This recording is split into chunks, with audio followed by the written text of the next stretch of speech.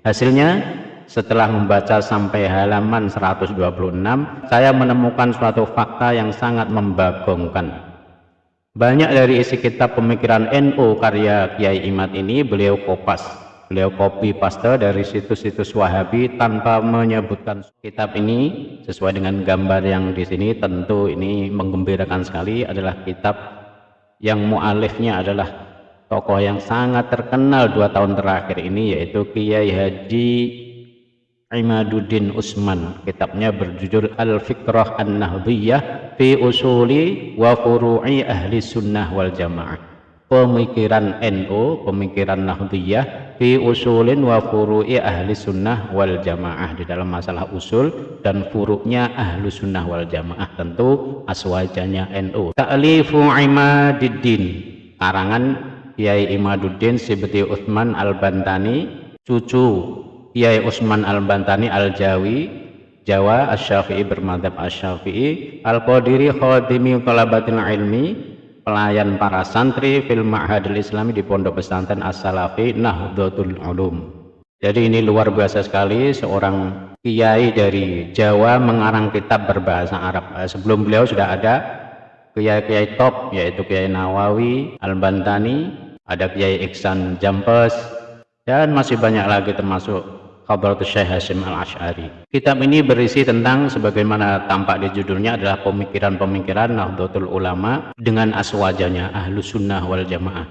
Kiai Imaduddin menyelesaikan penulisan kitab ini pada tahun 1439 Hijriah, sekitar 3 tahun sebelum beliau viral membatalkan nasab Alawi. Dan sebagai tambahan informasi, kitab ini juga pernah diulas dan direspon secara positif di situs NU Online Banten. Di situ penulis, yaitu beliau Hamdan Suhaimi, Wakil Ketua PWGP Ansor Banten, mengomentari, sebagai orang awam tentu saya sangat memuji karya Kiai Haji Imaduddin Usman ini karena jarang dikembangkan oleh kiai pesantren. Seandainya bisa saya sejajarkan, mungkin kitab ini sejajar dengan kitab-kitab karya ulama Timur Tengah yang telah menjadi rujukan kita dalam memahami ajaran dan ilmu Islam yang sempurna dan luas. Informasi ini tentang buku ini saya dapatkan dari Kiai Muhammad Ismail Al-Khalili. Beliau adalah murid Habib Umar sekaligus cucu Syekhuna Khalil Bangkalan. Beliau menginformasikan bahwa kitab karangan Kiai Imaduddin ini bisa di-download ini ada linknya. Selanjutnya Kiai muda Muhammad Ismail Khalil ini menulis, bagi pembaca awam khususnya jika ia termasuk muhibbin Kiai Imad, kitab ini memang akan terlihat sangat keren dan mengagumkan. Bayangkan seorang ulama Nusantara dari Kresek, Banten bisa menulis kitab setebal 273 halaman dengan bahasa Arab yang sangat lugas dan ilmiah. Para pembaca pasti akan berdecak kagum. Kok ada ya kiai sealim itu? Nggak kalah sama ulama-ulama di Arab sana. Tapi sayangnya saya bukan pengagum berat Kiai Imad. Saya membaca kitab ini karena murni penasaran dan pengen tahu seperti apa sih kualitas kealiman seorang Kiai Imad yang sedang dielu-elukan para muhibbinnya itu. Hasilnya, setelah membaca sampai halaman 126, saya menemukan suatu fakta yang sangat membagongkan.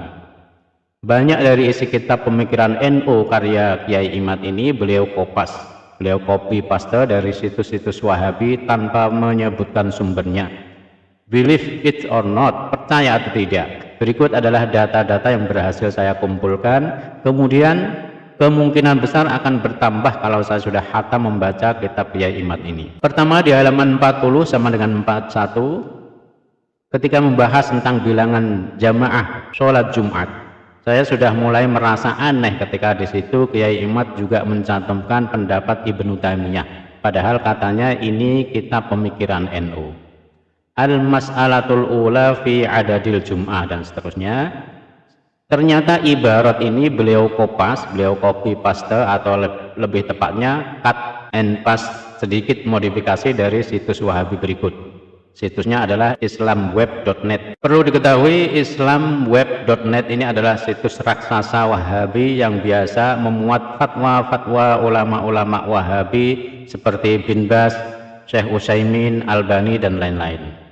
Yang kedua, di halaman 49, ketika membahas khutbah dengan selain bahasa Arab. Kiai Imad menulis, ittafaqal fuqaha'u ala annal aula an takunal khutbatu bil lughah al arabiyyah, sampai seterusnya. Komentar Kiai Muhammad Ismail Al-Khalili, ibarat di atas ternyata juga Kiai Imad kopas plek ketiplek dari situs Wahabi.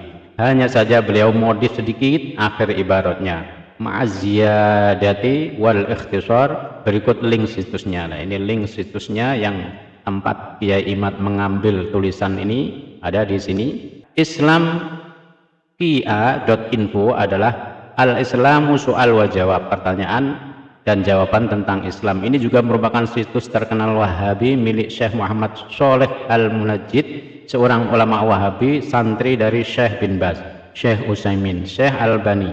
Biyuh jan nguri tenan iki. Al-Fiqrah An-Nahdiyah apa Al-Fiqrah An-Najdiyah, pemikiran Najd.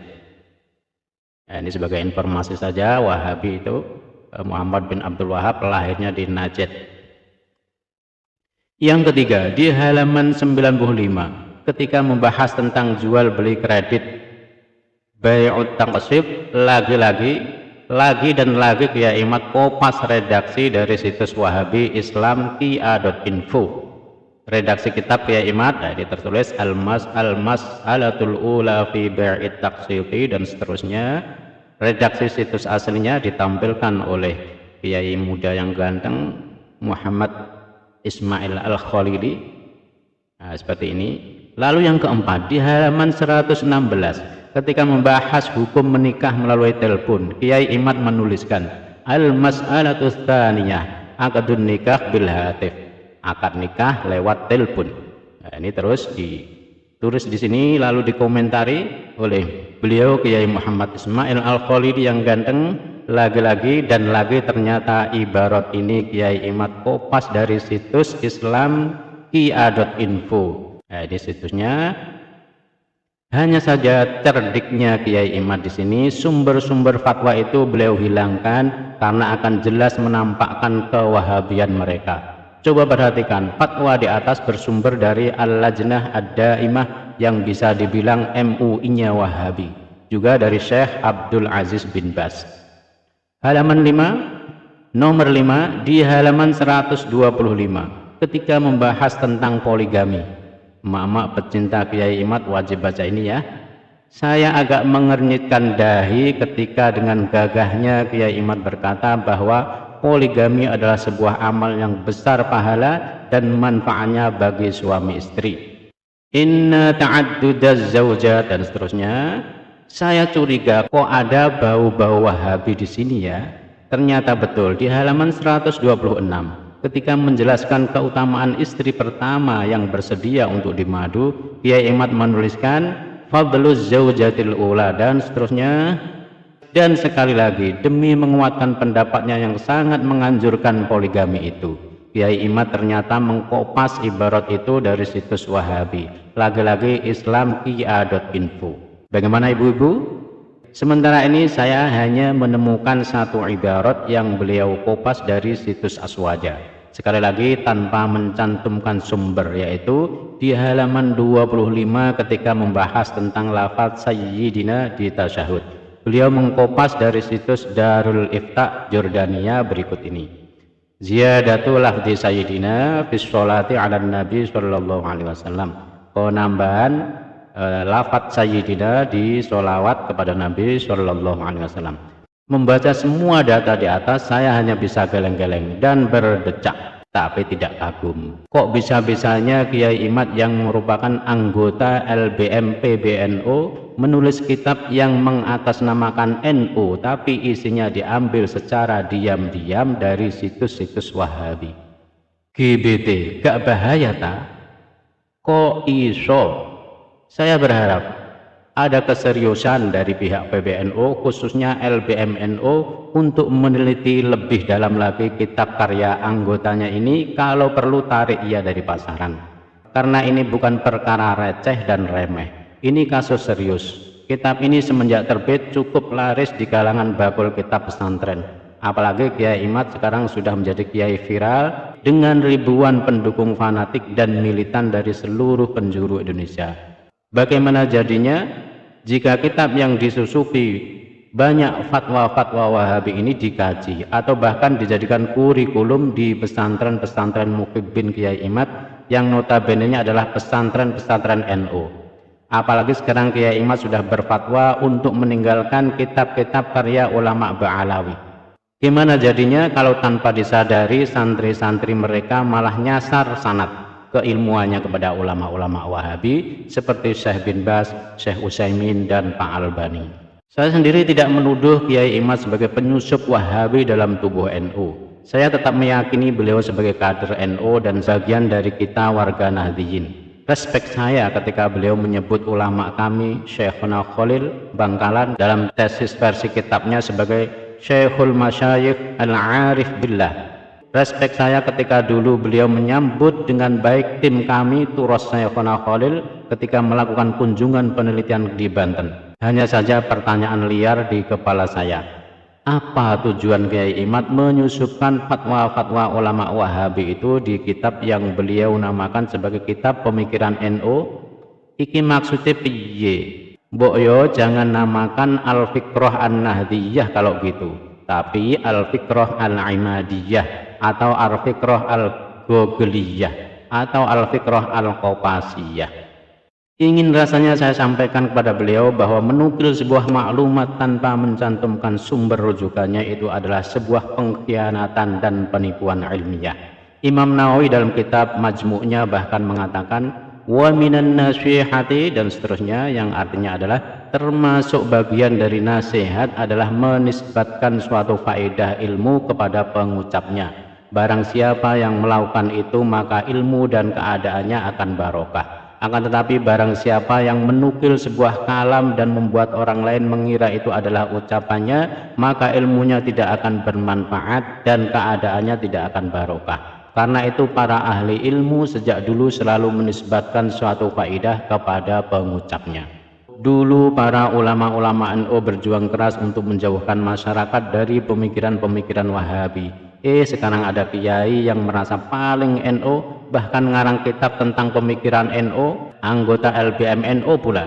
Tapi isi kitabnya malah menukil dari ulama-ulama Wahabi. Mari kita rapatkan barisan dan sama-sama jaga NU kita. Seperti apa yang pernah didawahkan oleh Syekhina Maimun Zubair. Masya ya opo NU kuwi tinggalane para wali, ya wajib dijogo. Bagaimanapun juga NU adalah peninggalan para wali, ya wajib dijaga. Sekali lagi untuk seterusnya dan untuk sekian kalinya kita memang tidak harus berpikiran sama, tapi mari kita sama-sama berpikir. Kiai Ismail Amin Khalil Bangkalan 31 Juli 2024. Demikian hasil bacaan saya dari beliau, Kiai muda yang ganteng Muhammad Ismail Amin Khalil. Semoga bermanfaat. Barakallahu fi kitabatihi, amin ya rabbal alamin. Semoga tulisan beliau bermanfaat, semoga video ini bermanfaat dan dijauhkan dari fitnah, amin ya rabbal alamin. Wassalamualaikum warahmatullahi wabarakatuh.